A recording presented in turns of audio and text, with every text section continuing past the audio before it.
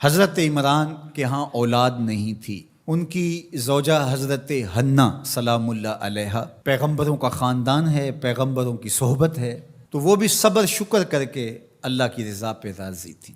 گھر کے صحن کے اندر دوپہر کے وقت چارپائی بچھائے ایک درخت کے نیچے قیلولہ کرنے لگی تو ایک منظر دیکھا کہ درخت پر ایک چڑیا نے گھونسلہ ڈالا ہوا تھا اور اس نے بچے دیے ہوئے تھے۔ وہ کہیں سے اڑ کے جا کے دانہ اٹھا کے لاتی اور بچہ چونچ کھولتا اور ماں اس کی چونچ میں دانہ ڈال دی۔ چڑیا کے بچے کے ساتھ چڑیا کی محبت کو دیکھا تو حضرت حنہ کا دل چوٹ کھا گیا اور بارگاہ عزدی میں عرض کی، مالک تو نے جانوروں کو بھی بچے دیے ہیں اور وہ ان سے پیار کر رہے ہیں، تیرے دربار میں کیا کمی ہے اگر تو مجھے اولاد عطا کر دے۔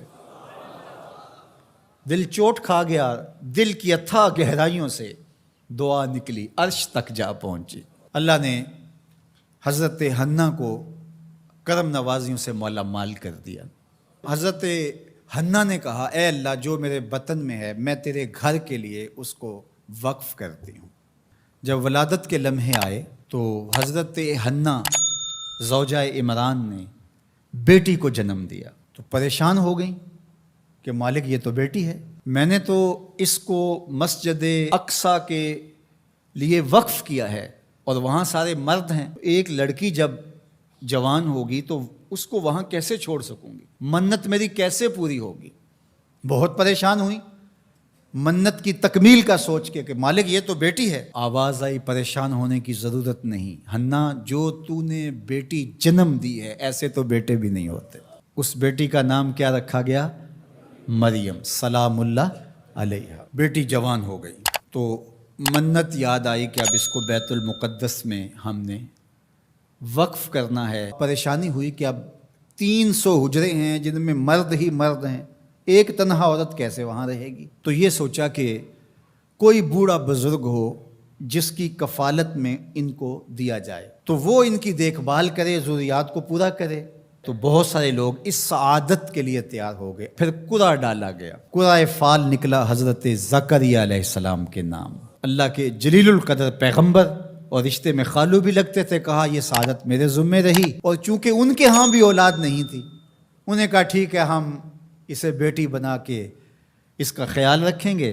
حضرت زکریا علیہ السلام نے ایک حجرہ مختص کیا حضرت مریم کے لیے اور ان کی ضروریات کو پورا کرتے، کھانا دیتے۔ جب کہیں جانا ہوتا تو حجرے کو باہر سے تالا لگا کے چلے جاتے، افطار کے وقت یا رات کو گئے ہیں تو سحری کے وقت پھر آ جاتے۔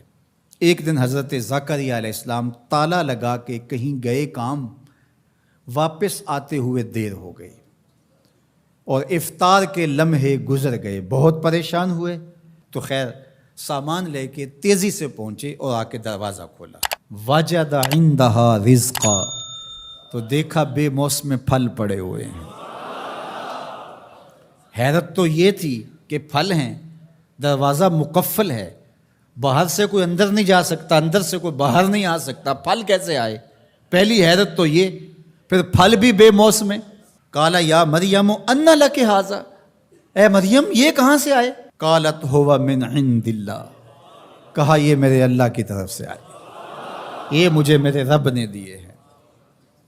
ان اللہ یرزق من یشاء بغیر حساب، وہ جس کو چاہتا ہے بغیر حساب کے عطا کرتا ہے، اس کے لیے کوئی مشکل نہیں ہے۔ جو ماں کے پیٹ میں بچے کو رزق دیتا ہے، انڈے میں چوزے کو رزق دیتا ہے، وہ حجرہ مریم میں مریم کو رزق نہیں دے سکتا؟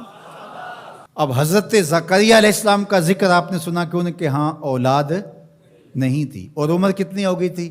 120 سال، اور آپ کی زوجہ کی عمر 100 سال ہوگی، تو اب تو امید بھی ختم ہو گئی اولاد کی۔